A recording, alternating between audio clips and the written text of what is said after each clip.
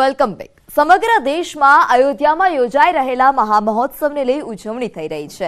દાહોદમાં રામ ભક્તોએ ભવ્ય રામયાત્રાનું આયોજન કર્યું હતું। કાર્યક્રમ દરમિયાન અહીં કોમી એકતા પણ જોવા મળી। દાહોદના દાઉદી વહોરા સમાજ દ્વારા આ ભવ્ય રામયાત્રાનું આયોજન કરાયું હતું। સમગ્ર દાહોદમાં દિવાળી જેવો માહોલ જોવા મળી રહ્યો છે। લોકો ધર્મ અને જાતિના ભેદભાવ ભૂલી શ્રીરામના રંગમાં રંગાયા હોય તેવા દ્રશ્યો સામે આવ્યા। એમાં વિવિધ ધર્મોના લોકોએ જે રીતે વોરા સમાજ અને મુસ્લિમ સમાજના આગેવાનો દ્વારા જે એનું સ્વાગત અને સન્માન કરવામાં આવ્યું તે જેનાથી ગામમાં એક સુંદર માહોલ બન્યો અને આ રીતે તમામ રામ ભક્તો ઉપસ્થિત રહી અને ખૂબ સુંદર સાથ સહકાર આપ્યો।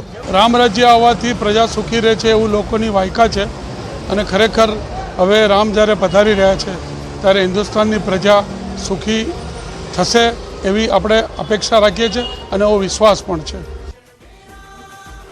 અયોધ્યામાં ભગવાન શ્રી રામની પ્રાણ પ્રતિષ્ઠા મહોત્સવ ઉજવાઈ રહ્યો છે। આવતીકાલે આ ઐતિહાસિક ઘડી યોજાવા જઈ રહી છે, ત્યારે આ શુભ કાર્યમાં કોઈ અડચણ ન આવે તે માટે સાંસદ મનસુખ વસાવાએ નવગ્રહની પૂજાનું આયોજન કર્યું હતું।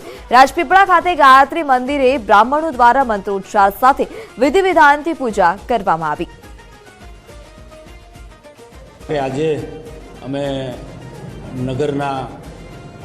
નગર સેવકો તથા પાર્ટીના કાર્યકર્તાઓ તથા અમુક શ્રેષ્ઠીઓ સાથે ગાયત્રી મંદિર રાજપીપળામાં ગણપતિ તથા નવગ્રહની પૂજા અર્ચના કરી કે કોઈ પણ પ્રકારનું વિઘ્ન આવતીકાલે દેશના પ્રધાનમંત્રી જ્યારે પ્રાણ પ્રતિષ્ઠામાં જોડાવાના છે તો કોઈ વિઘ્ન ના હોય એ માટે અમે નવગ્રહની બ્રાહ્મણ થકી પૂજા અર્ચના કરાવી। અયોધ્યામાં શ્રી રામ મંદિર પ્રાણ પ્રતિષ્ઠા મહોત્સવ અનુસંધાને બનાસકાંઠા પોલીસે જાહેર જનતાને અપીલ કરી છે। સોશિયલ મીડિયામાં ઉશ્કેરણીજનક અથવા તો કોઈ સમાજની લાગણી દુભાય તેવી પોસ્ટ ન કરવી, અફવા, ઓડિયો અથવા તો વિડીયો સોશિયલ મીડિયામાં ફોરવર્ડ ન કરવા પણ અપીલ કરાઈ છે।